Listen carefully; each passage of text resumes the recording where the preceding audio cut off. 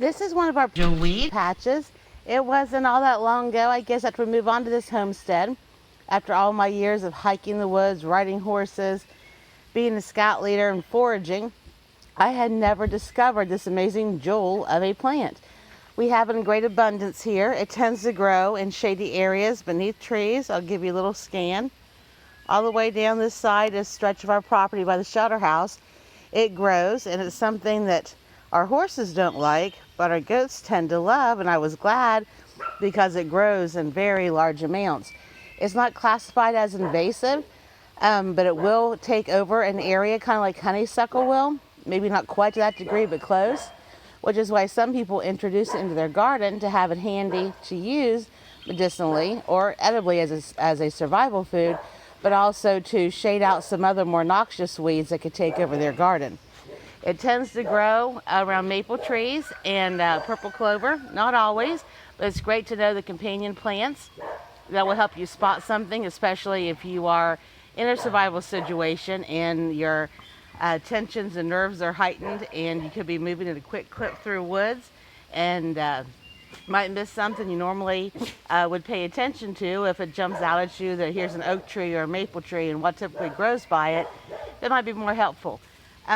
The leaves, as you can see, have a serrated edge, and they kind of have an egg or an oblong shape.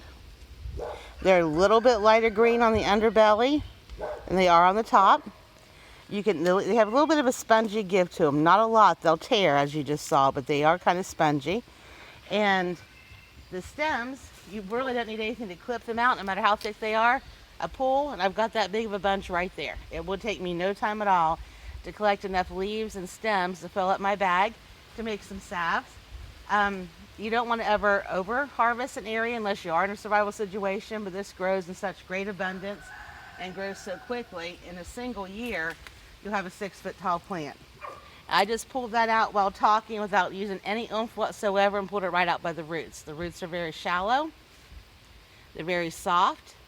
The stalks might resemble a little bit of a young bamboo, but they're very pliable.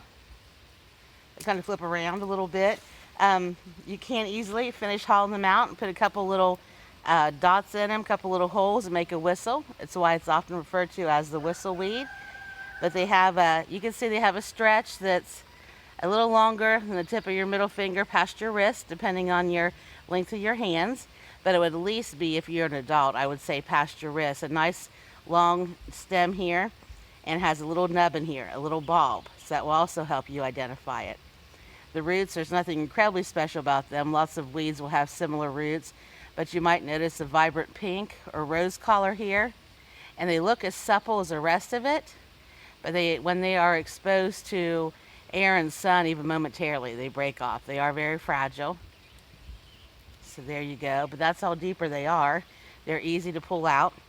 There's no need to try to get a start off one to replant it. If you want to pick some in the wild and cultivate it, you just need to get some of the exploding flower heads that'll pop and carefully bring them home and cast them about a little bit. Let the kids have fun pulling them like those poppers you have on the 4th of July that you toss about. And same difference, but you can reach in, pull you up a nice big stalk by the roots. I guess if you want to try to replant it, you sure could. There's not really a need. That doesn't take very long at all to pick you a bunch. You can make your salves, your tinctures, your wound washes, make a poultice, and if you have a bug bite, all you need to do is pull you off a leaf. I'll throw my stuff down here. Crinkle it up a bit in your hand like this. Just get you a few crinkly pieces. You don't have to pitch the stem. You can tear it up too, but you can. And get you a few pieces.